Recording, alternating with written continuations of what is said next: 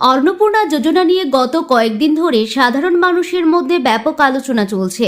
বিশেষ করে আগস্ট মাসের কিস্তির টাকা এখনো অনেকের ব্যাংক অ্যাকাউন্টে না পৌঁছানোয় নানান ধরনের প্রশ্ন বিভ্রান্তি তৈরি হয়েছে।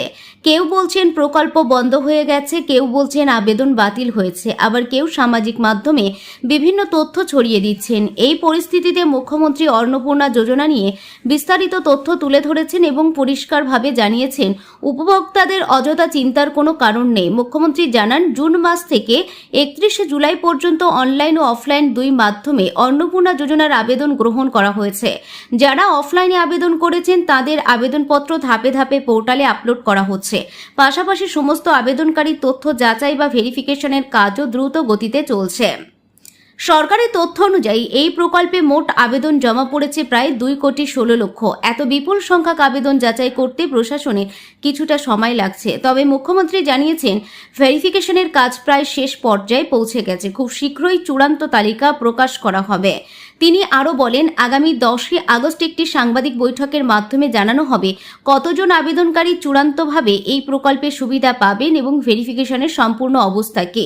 সবচেয়ে গুরুত্বপূর্ণ ঘোষণা হলো 17ই আগস্ট থেকে যোগ্য উপভোক্তাদের ব্যাংক অ্যাকাউন্টে 3,000 টাকা করে পাঠানো শুরু হবে। অর্থাৎ যাদের আবেদন সফলভাবে যাচাই হবে এবং যারা প্রকল্পের সমস্ত শর্ত পূরণ করবেন তাদের অ্যাকাউন্টে সরাসরি টাকা জমা পড়বে।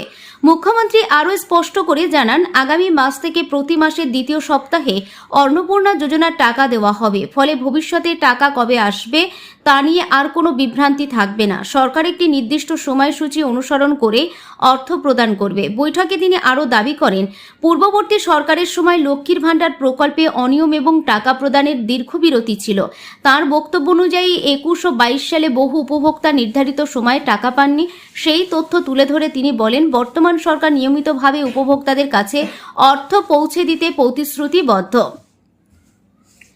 এছাড়াও মুখ্যমন্ত্রী সামাজিক মাধ্যমে ভুয়ো খবর ছড়ানো নিয়ে কড়া বার্তা দেন। তিনি বলেন, অন্নপূর্ণা যোজনা সম্পর্কে ভুল বা বিভ্রান্তি তথ্য ছড়িয়ে সাধারণ মানুষকে বিভ্রান্ত করা হলে সেই ব্যক্তিদের চিহ্নিত করে আইন অনুযায়ী ব্যবস্থা নেওয়া হবে। তাই কোনো খবর বিশ্বাস করার আগে সরকারি ঘোষণা যাচাই করার পরামর্শ দেন তিনি।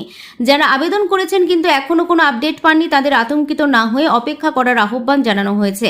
ভেরিফিকেশন সম্পূর্ণ হওয়ার পর যোগ্য আবেদনকারীদের নাম চূড়ান্ত তালিকায় অন্তর্ভুক্ত করা হবে এবং তাদের অ্যাকাউন্টে সরাসরি টাকা পাঠানো হবে। আপনার আবেদন যদি সঠিকভাবে জমা হয়ে থাকে, সমস্ত প্রয়োজনীয় নথি ঠিক থাকে এবং ভেরিফিকেশন সফল হয়, তাহলে নির্ধারিত সময়ে আপনার অ্যাকাউন্টেও টাকা পৌঁছে যাবে। তাই গুজবে কান না দিয়ে শুধুমাত্র সরকারি তথ্যের উপরে ভরসা রাখুন।